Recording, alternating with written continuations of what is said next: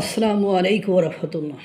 এক সময় শ্রীলঙ্কা বাংলাদেশের মধ্যে ফাল পাড়াপাড়ি করত, ভারতের সাথে সম্পর্ক ছেদ করে সকল ধরনের কর্মকাণ্ডে চীনকে টানত, পাকিস্তানকে টানত। সেই শ্রীলঙ্কা একসময় দেউলিয়াত্ব বরণ করলো। সেই শ্রীলঙ্কায় গণঅভ্যুত্থান হলো। সেই শ্রীলঙ্কার মানুষ একসময় বুঝতে পারলো যে ভারতের সাথে শত্রুতা করে, যাদের সাথে মিত্রতা করলাম, যাদের সাথে বন্ধুত্ব করলাম, তারা আমাদের ক্ষতিই চেয়েছে, তারা আমাদের উপকার করেছে, এমন কোনো সেক্টর আমাদের নেই। শ্রীলঙ্কা সত্যিকার অর্থে তাদের ভুলটা বুঝতে পারলো।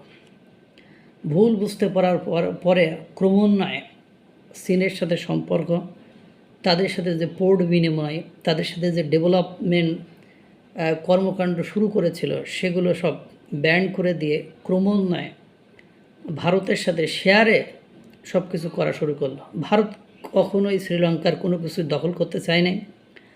হঠাৎ করে যে ঝড় এবং বন্যা হলো, সেখানে ভারতের উদ্ধারকর্মীরা একেবারে ঝাঁপিয়ে পড়ে তাদেরকে উদ্ধার করলো, তাদেরকে খাদ্য সামগ্রীও দিল, তাদেরকে যত রকমভাবে উপকার করা যায় করলো।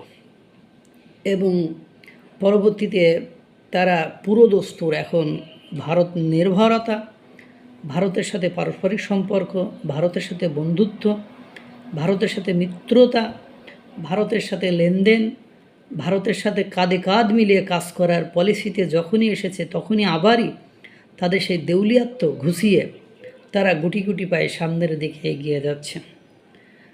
এবার কি করেছে, শ্রীলঙ্কা সেনাবাহিনীকে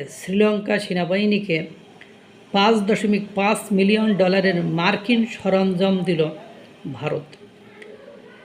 শ্রীলঙ্কা সেনাবাহিনীর জরুরি অপারেশনাল প্রয়োজন মেটাতে তার সেনাবাহিনীর অপারেশনাল স্টক থেকে $5.5 মিলিয়ন মূল্যের সামরিক সরঞ্জাম বিনামূল্যে সরবরাহ করেছে।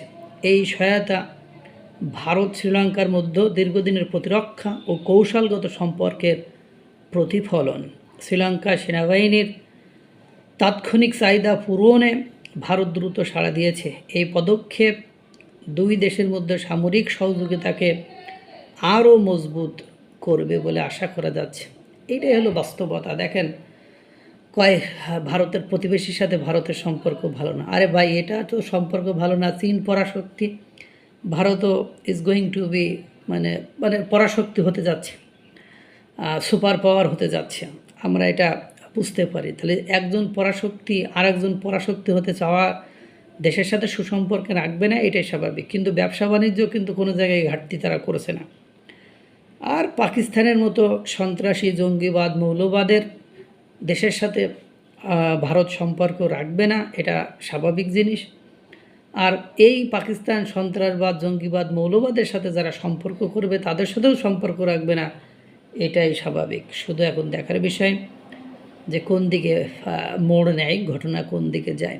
আল্লাহ তাআলা সকলকে ভালো রাখুক, সুস্থ রাখুক। আসসালামু আলাইকুম রহমতুল্লাহ।